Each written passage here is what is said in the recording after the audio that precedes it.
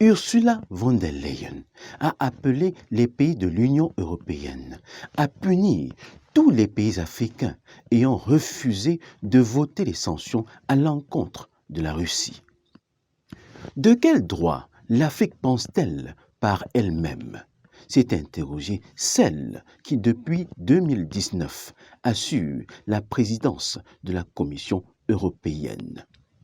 Elle propose alors d'asphyxier ces pays rebelles en leur coupant l'aide au développement pour affamer les populations et entraîner leur faillite financière.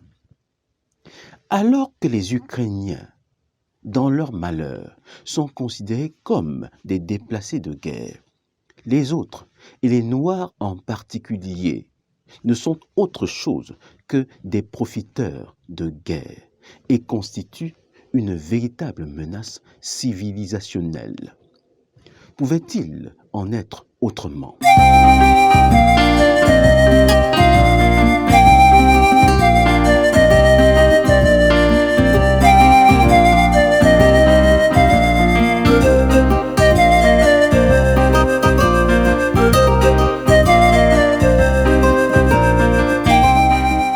Beaucoup de peuples ont été colonisés, dominés, exploités. Mais la particularité de l'Afrique subsaharienne, c'est que cette domination s'est accompagnée d'un ravage, d'une véritable destruction du patrimoine culturel. Quand on parle de culture, on fait allusion à l'ensemble des connaissances, des savoir-faire, des traditions, des coutumes propres à un groupe humain. Pourquoi les négo-africains ont-ils bien souvent très peu confiance en eux-mêmes? Pourquoi les Noirs sont-ils considérés comme la serpillière du monde?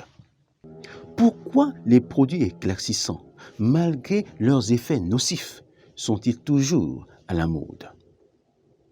Pourquoi beaucoup de jeunes Africains voient désormais en Dubaï porte-à-porte non plus un scandale, mais une véritable opportunité d'affaires? Pour mieux comprendre les enjeux du présent et se projeter dans l'avenir, il faut non seulement connaître les événements du passé, mais bien les analyser. L'esclavage et la colonisation ont réduit à zéro l'estime de soi des Noirs. Selon le Code noir de Colbert, par exemple, l'esclave était considéré comme un bien meuble, un objet. Est-il étonnant que les afro-descendants souffrent de l'autophobie, c'est-à-dire de la haine de soi-même?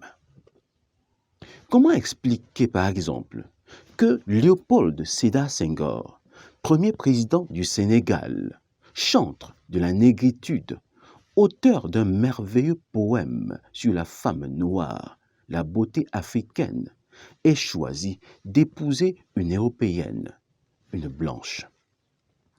Comment comprendre qu'un pays comme le Cameroun, envié de part et d'autre pour son capital humain et ses richesses naturelles, ait tout mis en œuvre pour être classé PPTE, pays pauvre très endetté? Une partie de la réponse, c'est que l'estime de soi est semblable à la fondation d'un édifice. C'est le socle sur lequel reposent toutes les autres composantes de la vie. La raison d'être de cette chaîne YouTube, c'est que nous croyons qu'un autre monde est possible. Un monde où chacun sait exactement pourquoi il est né et fait ce pourquoi il a été créé. Notre offre d'accompagnement concerne le leadership, l'entrepreneuriat, le marketing, la communication et vise un objectif précis: bâtir une communauté forte, dynamique et solidaire pour une Afrique prospère.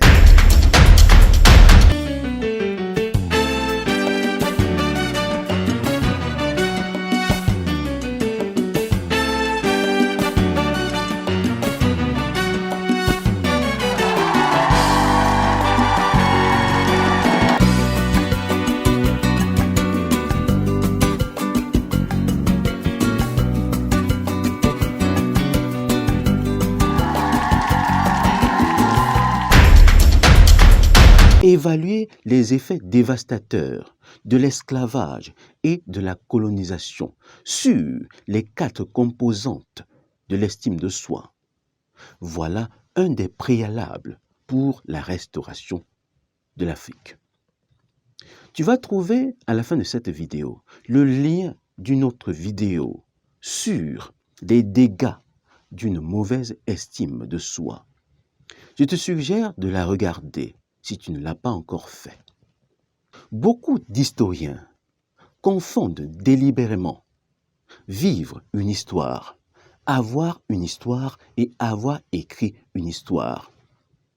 Ils ont choisi d'oublier que l'Afrique n'a pas été civilisée, mais plutôt envahie et occidentalisée.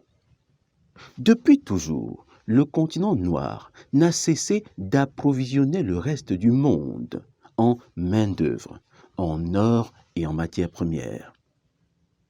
Société politiquement structurée, économiquement prospère, socialement organisée, culturellement riche, avec un savoir-faire adapté à son environnement. Voilà dépeint le visage de l'Afrique précoloniale. Qui n'a entendu parler de l'Empire du Mali, fondé par Soumaoro Kanté, unifié, fortifié, agrandi par Soundiata Keita, reconnu dans le monde à travers Mansa Moussa, surnommé le roi de l'or, dont la grande richesse va attirer la convoitise des Portugais et occasionner la chute de l'Empire mandingue. Que dire du célèbre stratège Shaka Zulu, qui, pour faire face à la pression des Hollandais et des Anglais, a transformé son royaume en un État militaire et infligé une défaite cuisante à la puissance britannique. Pourquoi la vraie histoire, la véritable histoire de l'Afrique, est-elle absente de l'histoire contemporaine? N'est-ce pas la preuve d'une conspiration? Si la vérité n'était pas redoutée, pourquoi la cacherait-on? Appuie sur le bouton j'aime si tu as été édifié par cette vidéo. N'hésite pas de nous joindre si tu as une préoccupation particulière.